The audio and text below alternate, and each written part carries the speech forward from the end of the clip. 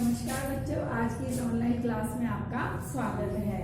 हम हिंदी पढ़ रहे हैं। हिंदी में हम 2 पार्ट पढ़ चुके हैं, वह चिड़िया जो और बचपन। अब हम पढ़ेंगे नादान दोस्त। हम नादान दोस्त पहले पढ़ चुके हैं। इसका एक पार्ट मैंने आपको इसकी थोड़ी सी कहानी बता दी थी। अब मैं आपको दूसरी कहानी बताती हूँ कि उन्होंने चिड़िया के लिए पानी की कटोरी रख दी, थोड़े चावल के दाने रख दिए। फिर उसके बाद क्या हुआ कि गर्मी के दिन तो थे, बाबूजी तो दफ्तर चले गए और वह माँ की आंखों से बच करके निकल करके और उन अंडों को देख रहे थे। लेकिन माता जी ने क्या करा, उनको डांट डपट करके लड़ झगड़ करके सुला लिया। सुला तो लिया, लेकिन बच्चों की आंखों में नींद नहीं थी। केशव और श्यामा वो दोनों बच्चे थे। दोनों बच्चों की आंखों में नींद नहीं थी। दोनों बच्चों की आंखों में नींद नहीं थी तो वो क्या करते हैं, माँ के सामने तो सोने का नाटक करते हैं सोने का। और फिर बाद में जैसे ही माँ तो सो जाती है और दोनों बच्चे उठ करके चले जाते हैं। फिर वो खड़े होकर स्टूल पे से देखते हैं, स्टूल पे नहीं आ पाता तो वो चौकी मंगाता है। फिर उसको बोलता है कि अभी बच्चे नहीं निकले, अभी तो ना केवल अंडे ही आए हैं। तो श्यामा कहती है भैया मुझे भी दिखाना अंडे कितने पड़े। क्या अभी दिखा दूंगा? तो अरे भैया दिखा देना। क्या अच्छा ठीक है दिखाता हूँ, इसमें चिड़िया तो है नहीं, केवल 3 अंडे हैं।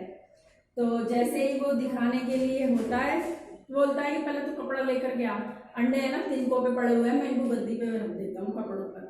क्या ठीक है। वो एक गई, पुरानी धोती फाड़ करके लेके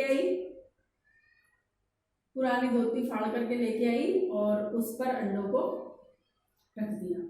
रख देने के बाद फिर उनकी माँ जग गई। माँ जल्दी से डांट लगाते हुए बोली कि क्या कर रहे हो तुम इस दोपहरी में, चलो अंदर चलो। तुम बाहर कैसे निकले? अब वो बाहर तो आ जाते हैं लेकिन उनसे कुछ कहते नहीं है। उसको केशव को डर लगता है कि भाई श्यामा मेरी चुगली नहीं कर दे कि भैया ने मुझे अंडे नहीं दिखाया और ये अंडे छेड़ रहा था। और उसको भी डर लग रहा था कि ये ऐसे नहीं कहते कि स्टूल तो इसने ही पकड़ी थी। अब वो दोनों आ जाते हैं, लेकिन फिर वह शाम उनके आंखों में नींद कहाँ। वो तो फिर बाद में दोबारा जब देखते हैं तो क्या देखते हैं कि धरती पर अंडे नीचे पड़े थे। छत से यहाँ पर घोंसला बना हुआ था, वहां से अंडे नीचे पड़े थे।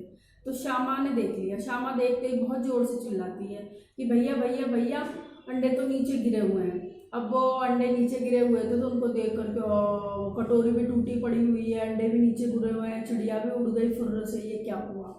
और अंडों में से कुछ पानी सा निकल रहा था। अब वो माँ बोली तुमने क्या किया? बोले हमने कुछ भी नहीं किया। बोले तुमने अंडों पे हाथ लगाया होगा। अब वो बोले कि तुमने तो बहुत सत्यानाश कर दिया, 3 बच्चे निकलते इसमें से, तो 2-4 दिन बाद ही तुमने तो इनकी हत्या कर दी, तुमने इनको फोड़ दिया। अब उसको बहुत दुख रहा, भीगी बिल्ली की तरह श्यामा खड़ा रहा। किंतु फिर बार बार उसकी माँ पूछती बताओ तुमने क्या करा, तुमने अंडों के हाथ लगाए थे क्या? तो फिर वो बोलता है नहीं मैंने अंडों के हाथ नहीं लगाए, मैंने अंडों को उठा करके और कपड़े पे रखे थे। फिर उसकी माँ को बहुत हंसी आ गई। उन्होंने कहा बेटा इन अंडों को हाथ नहीं लगाने थे, तुम्हारे हाथ लगाने से क्या हो गया, ये खराब हो गए। चलो कोई बात नहीं, लेकिन अब आगे से ध्यान रखना कि जो पक्षी होते हैं उनकी चीज़ों को हमें हाथ नहीं लगाना चाहिए। बिना वजह ही हमें हाथ नहीं लगाना चाहिए। इस प्रकार की नादानी नहीं करनी चाहिए।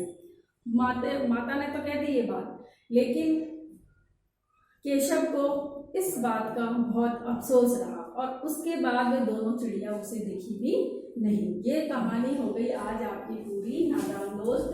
अब आप इसके शब्दार्थ करेंगे और याद करेंगे, ठीक है। और इसका जो होमवर्क है वो मैं PDF के रूप में आपको प्राप्त करा दूंगी। और ये कहानी आपको पूरी पढ़नी है, पाठ की रीडिंग लगानी है, पाठ पढ़ना है। नहीं समझ में आए तो आप कमेंट बॉक्स में लिखना, फिर भी नहीं समझ में आए तो डायरेक्ट कॉल करना। आज की क्लास में बस इतना ही, अगली क्लास में फिर मिलेंगे।